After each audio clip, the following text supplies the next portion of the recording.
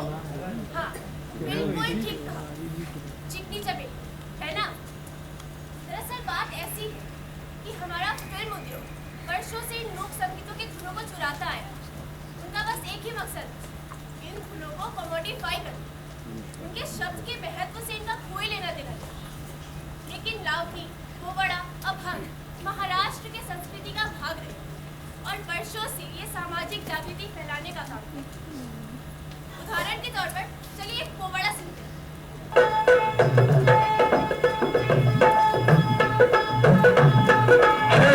बड़ा ही है देता जो सबको उजाला, एक चंद भी होते नहीं अनेक, मेघ का जल भी सबको एक, कौन सब मानव हो सब एक, जी जी जी कौन सब मानव हो सब एक, जी जी जी कौन सब मानव हो सब एक, जी जी जी जी जी।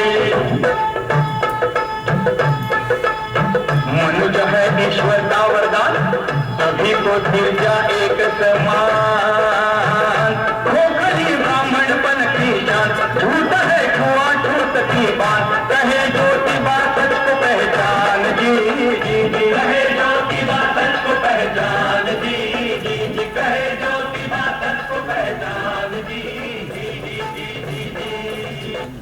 नमस्ते, मैं सावित्रीबाई फुले। मैं आज यहाँ आप सबसे बातें करने आई।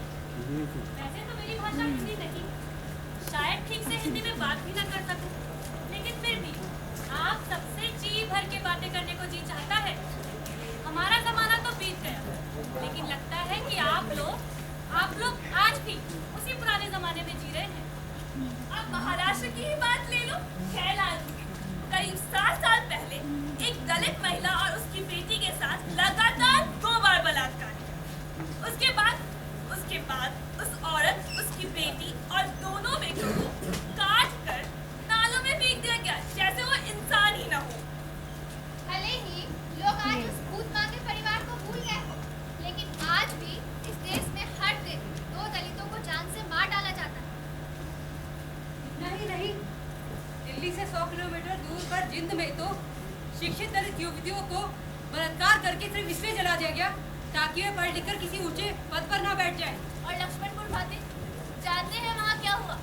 60-70 दलितों को गोलियों से फूटकर मार दिया। और न्याय की गुहार लिए जब लोग हाईकोर्ट पहुंचे तो जजमेंट के नाम पे सारे अपराधियों को बाइज्जत बरी कर दिया। और यूपी और बिहार की तो बात ही छोड़ दो, वहाँ तो हर महीने किसी न किसी महिला को नंगा करके सिर्फ इसीलिए घुमाया जाता है क्योंकि उसमें डाई होने का शक है। महाराष्ट्र, हरियाणा, केरल, भारत का ऐसा कौन सा भाग है जहाँ अंतरजातीय प्रेम या विवाह पर ऑनर किलिंग्स ना हुए हों? और यही सब देखकर आप सबसे बातें करने आई, हमारे समय के बारे में, हमारे संघर्ष के बारे में। मेरा जन्म हुआ राय गांव में। जानते हैं ये कहाँ है? सतारा जिले के खंडाला तालुके में छोटा सा गाँव। गाँव में थोड़े से लोग रहते हैं, लेकिन उस जमाने में इंसान को पहचानता था। और मैं ठहरी गांव के मुखिया की बड़ी बेटी। मेरी तो अकल ही कुछ और थी। खेतों के चक्कर लगाती, ढेलों को ठोकर मारती, कांटा चुभे या ना चुभे किसे परवाह थी।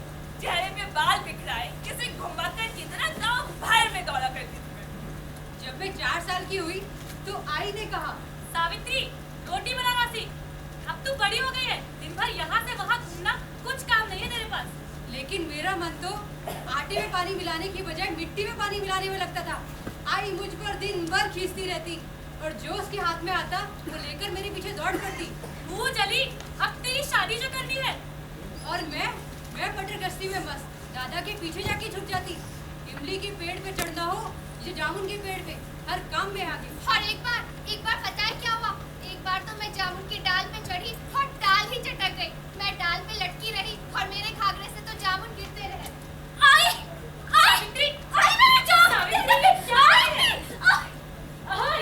देखो अपनी लाडली की गुण, हाथ पैर टूट जाते से शादी कौन करता? जिंदगी भर पाट की तरह हमारे गले में पड़ी रहती। आई तुम ठीक कहती हो, पर ये जामुन तो खा लो। हाथ छोड़ मेरा।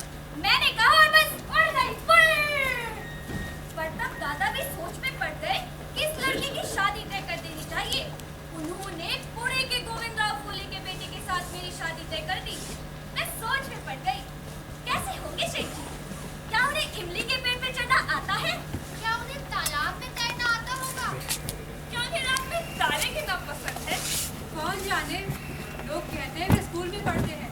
आप चाहे जो कहे, मेरी खुशी का ठिकाना न था, क्योंकि मेरी शादी तय हो गई थी। मैं शहर जाने वाली थी, वहाँ मैं तांगे पे बैठूंगी, वहाँ देखने को कितना कुछ होगा। उन दिनों औरतें घर के बाहर नहीं निकला करती थी। लड़की जब बड़ी हो जाती है तो उसे बार बार वही कहानी सुनाई जाती थी। सावित्री बेटा, तुझे पता है राम की सीता ने घर के बाहर पैर रखा तो क्या हुआ?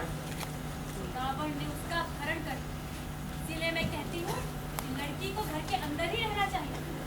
औरत जात के लिए उसका घर भला, घर का चूल्हा भला, चूल्हे की लकड़ी भली, हाथ की धौकनी भली और धौकनी फूकने वाली ये जान भली। पति की और सास ससुर की सेवा करो, बस यही जीवन है औरत का। आज आपकी बेटी पहली या दूसरी कक्षा में जाती है तो आप खुश होते हैं। उन दिनों हम पति के घर जाया करती थी।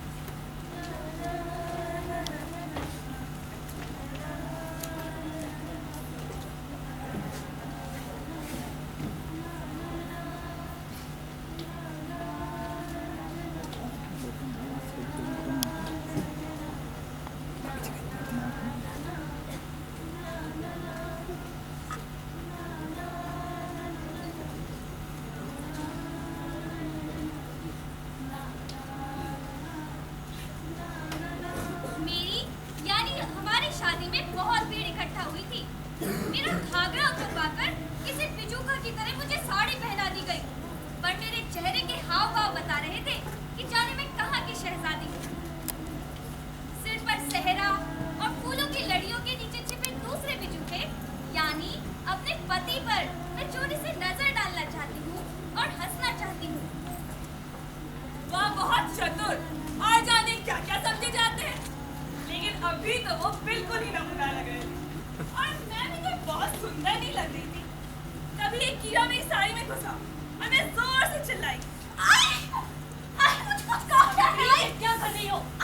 मैं ससुराल वालों के सामने नाक कटाऊंगी क्या? पर मुझे कुछ काट रहा है। कुछ चला गया है तो कोने में जाके निकाल लो, यहाँ क्या तमाशा लगा रखा है। आई, इसे डांटिए मत। लड़की हुई तो क्या हुआ, कैसे कीड़ा नहीं काट सकता? जाइए देखिए इसकी साड़ी में क्या घुस गया।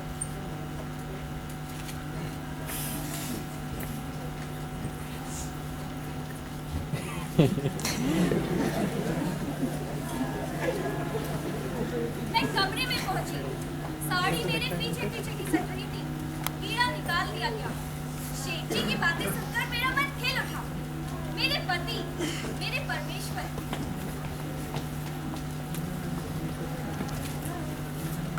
गावच्या नेवसे पाटलाची कन्या सुनवा